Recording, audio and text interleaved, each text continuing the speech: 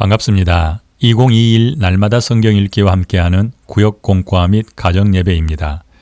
이 영상은 날마다 성경 읽기를 가지고 가정에서 예배하시는 분들을 위해 제작하였습니다. 영상을 먼저 보고 예배를 인도하시거나 예배 중 말씀 나누는 시간에 이 영상을 시청하셔도 됩니다. 오늘은 시편 140편과 141편에서 기도해야 할 이유가 있습니다 라는 제목으로 함께 말씀을 나누겠습니다. 악담과 악행을 일삼는 사람들에게 둘러싸여 있어 하나님의 도움이 절실히 필요함을 깨닫고 기도 생활을 점검하도록 하는 것이 이번 과의 목표입니다. 최근에 혹시 나로 기도하게 하는 사람이 있습니까?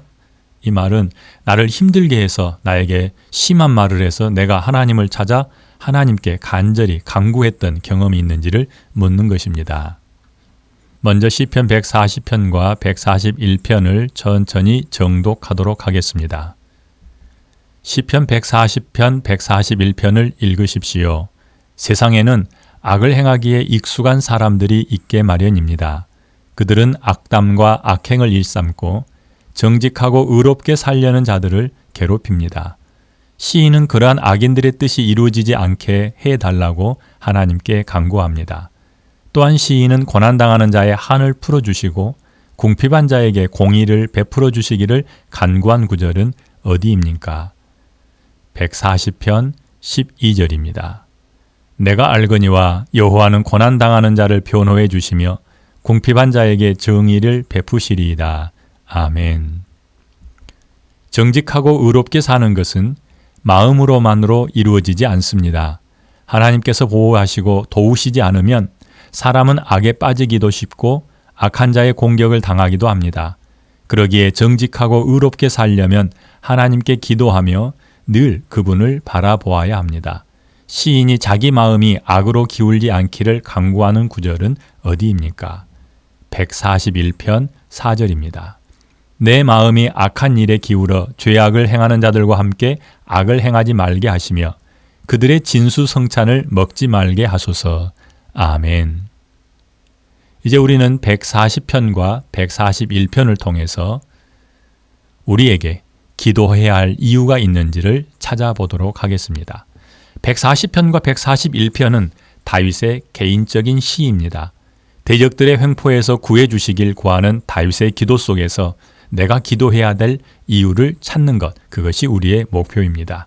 기도는 하나님의 보호자 되심과 전능하심을 인정하는 증거입니다. 우리가 어려움을 만날 때에 가장 먼저 무엇을 찾는지 혹은 누구를 찾는지 한번 되돌아보십시오. 바라기는 가장 먼저 하나님을 찾고 오직 하나님만 찾고 유일하게 하나님만 찾는 것이 우리의 방법이길 원합니다.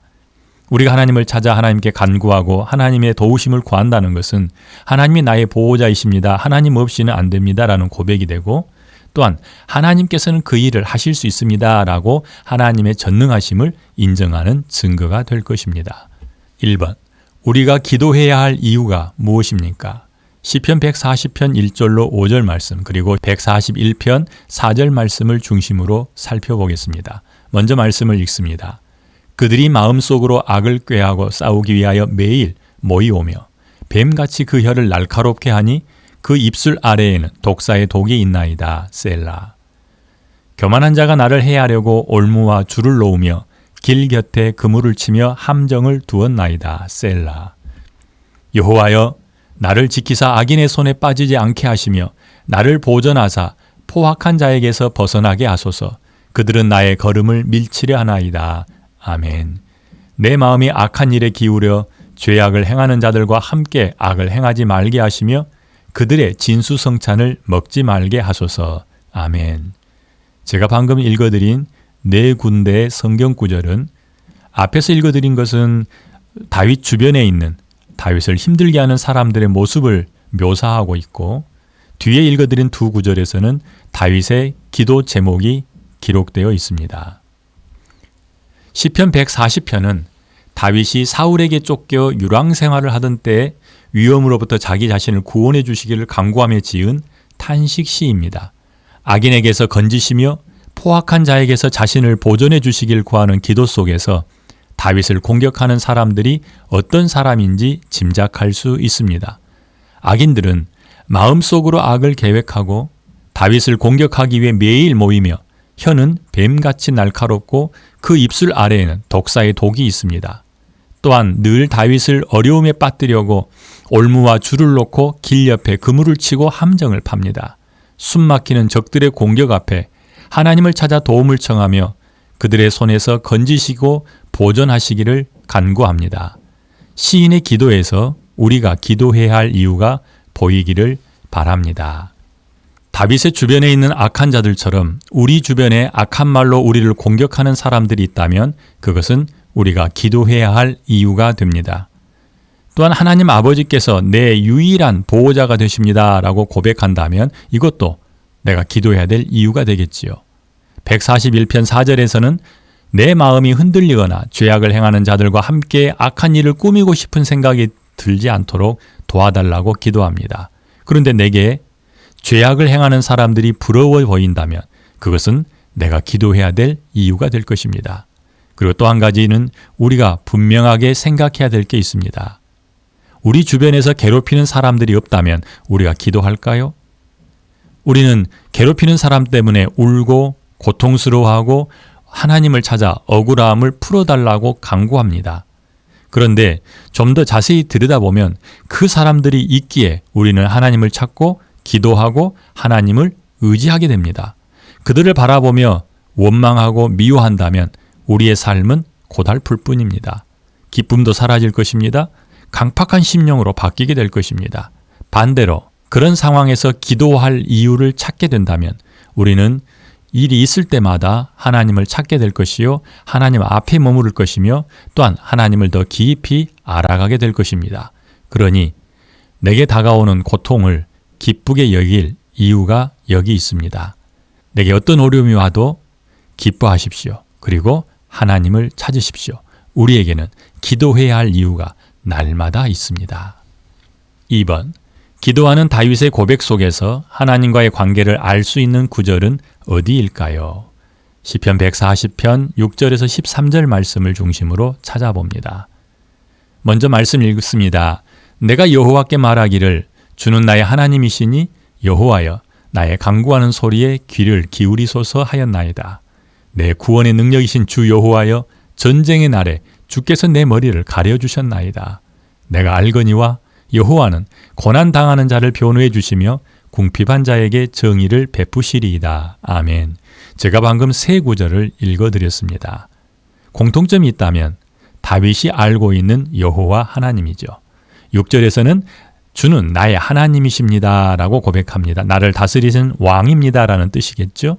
7절에서는 내 구원의 능력이십니다 라고 고백하고 12절에서는 고난당하는 자를 변호해 주시는 분이십니다. 자신이 고난당해 있어 하나님을 찾고 있습니다. 그래서 하나님을 향해서 고백하는 거죠. 고난당하는 자를 변호해 주신 하나님, 나 좀 변호해 주세요 라고 말하는 겁니다.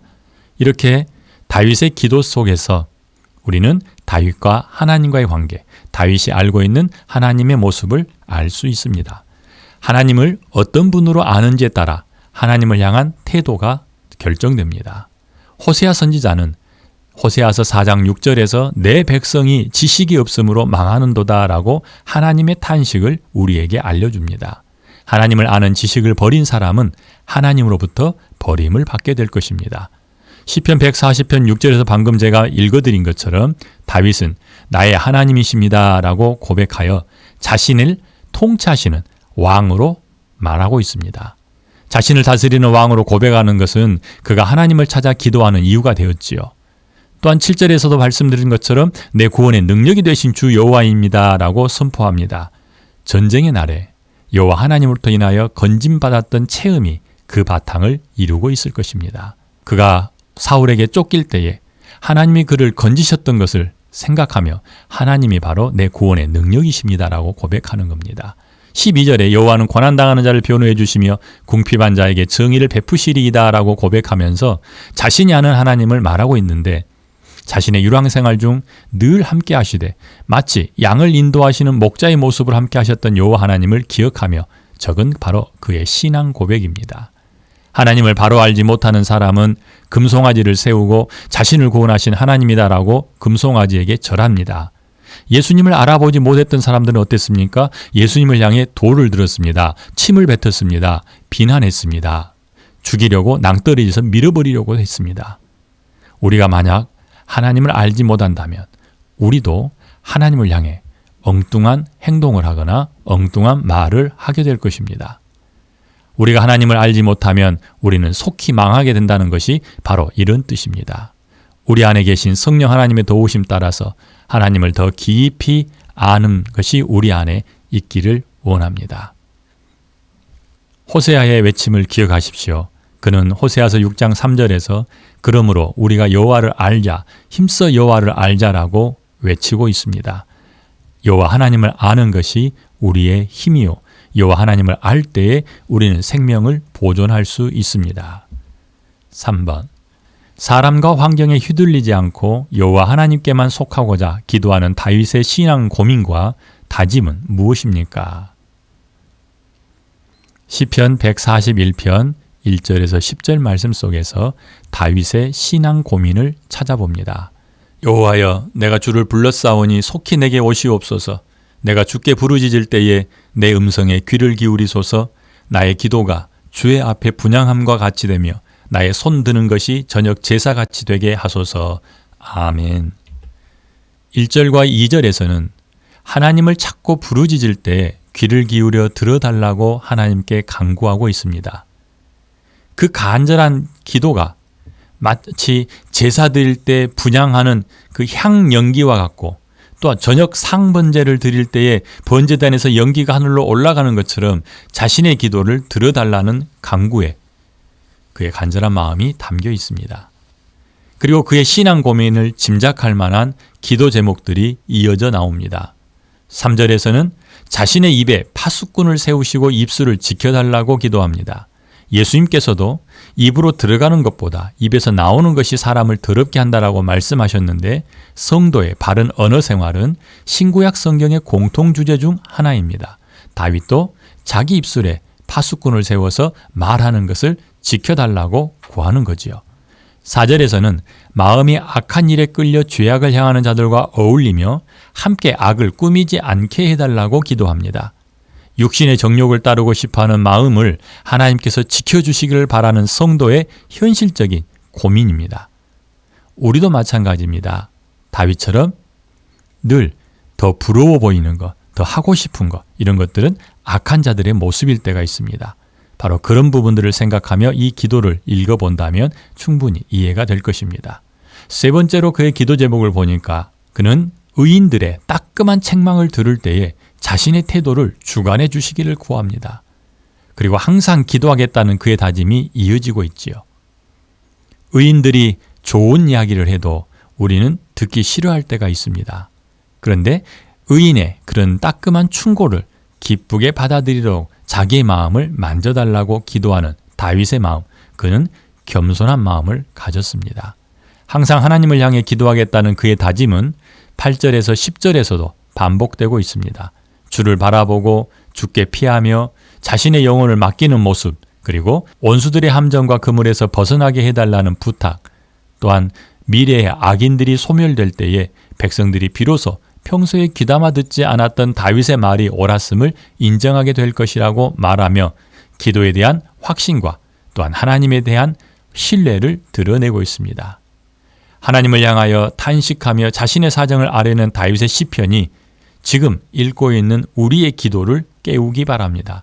믿음 없는 말과 부정적인 말, 그리고 비난하는 말들로 더럽혀진 우리 입술에 주께서 파수꾼을 세우시기를 기도합니다. 우리의 입에서 좋은 말만, 서로 말에 덕을 세우게 하라라는 바울의 가르침처럼 좋은 말만 나오기를 원합니다. 우리의 마음이 악을 저지르는 사람들을 동경하지 않도록 성령 충만을 구합니다. 그들의 진수성찬에 함께하지 않게 해주세요라고 기도하죠. 그들의 악을 도모하는 모습을 진수성찬, 마치 사람들이 다 그리워하는 아주 푸짐한 밥상 차림으로 비유하고 있는 것입니다. 그만큼 혹하고 우리를 마음을 땡길 수 있는 것들이죠. 하지만 우리가 기도해야 될 것은 하나님, 그런 것들을 동경하지 않도록 성령이 우리를 다스리게 해주십시오라고 기도해야 합니다. 의인들의 책망을 달게 받고 어떤 상황에서도 하나님께 매달리기를 강구하고 있는 다윗을 통해서 칭찬받기만을 좋아하는 우리들의 모습을 발견할 수 있었으면 좋겠습니다. 때로는 우리에게 충고를 하고 우리의 잘못된 부분을 지적할 때 기쁨으로 달게 받는 그런 겸손한 마음을 가질 수 있기를 바랍니다. 이 세 가지를 고민하는 사람이 건강한 그리스도인이라 할 수 있을 것입니다. 나는 경건에 이르기를 연습하는 건강한 그리스도인이 맞습니까? 성도는 누구나 다윗처럼 대적들의 위험에 처하기도 하고 자기 내면에 남아있는 갈등과 죄의 성향 때문에 고민합니다. 하지만 이 모든 약점을 붙들고 하나님 앞에서 부르짖으며 한 걸음씩 주님께 나아갈 수 있어야 합니다. 그것이 성도의 바른 모습입니다. 140편과 141편을 정리하도록 하겠습니다. 1번, 내가 만나는 문제가 나를 하나님과 더 친밀하게 지내게 하고 있습니까? 그렇지 않으면 나로 하여금 절망 가운데 살게 합니까? 2번, 하나님을 더 알기 위해 다윗처럼 하나님 앞에 머물기를 원합니다. 다윗은 하나님 앞에 머무는 시간이 길면 길수록 하나님을 더 깊이 알아갔습니다. 그가 하나님을 향해서 내 하나님이십니다 라고 고백하고 내 구원의 주님이십니다. 또한 나의 고난당하는 것을 변호해 주실 것입니다 라고 고백했던 것처럼 이런 고백할 수 있는 실질적인 체험이 우리 모두에게 있기를 원합니다. 3번, 다윗의 기도 제목으로 자신을 살피며 하나님께 나아갑니다. 다윗이 기도했던 세 가지 제목 기억하시겠죠? 그건 141편에 나와 있는 세 가지 제목입니다. 첫째는 입술에 파수꾼을 세워주십시오. 두 번째로는 악한 사람들에게 내 마음이 향하지 않도록 지켜주십시오. 세 번째는 의인들의 따끔한 충고를 기쁨으로 받아들이게 해주십시오. 우리의 기도 제목이 되기를 원합니다. 기도하겠습니다. 은혜로우신 아버지 하나님, 시편 140편과 141편을 통하여 우리를 보게 하시니 감사합니다. 말씀을 들을 때에 다른 사람이 보이지 않게 하시고 우리 자신의 약한 부분이 보이게 하시고 우리가 고쳐야 될 생활 습관이 드러나게 하여 주시옵소서. 오늘 또 다윗을 통해 배웁니다. 하나님과 어떻게 친밀한 관계에 있어야 될지도 생각하게 하였습니다. 하나님 아버지, 사람들이 나를 힘들게 할 때에 가장 먼저 그리고 유일하게 찾는 것이 하나님이 되게 하여 주시고 하나님 앞에 머물며 기도함으로 우리의 성품이 하나님을 닮아가게 하시되 마치 모세가 시내산에 40일 있으면서 그의 얼굴에 광채가 생겨났던 것처럼 하나님과 함께 있기를 즐거워하게 하시고 하나님과 함께 있으며 하나님을 닮아가게 하여 주시옵소서. 하나님 아버지, 하나님을 알지 못하는 사람들이 망한다라고 하셨사오니 우리는 그런 사람들 속에 끼어 있지 않게 하여 주시옵소서. 감사하며 예수님 이름으로 기도합니다. 아멘.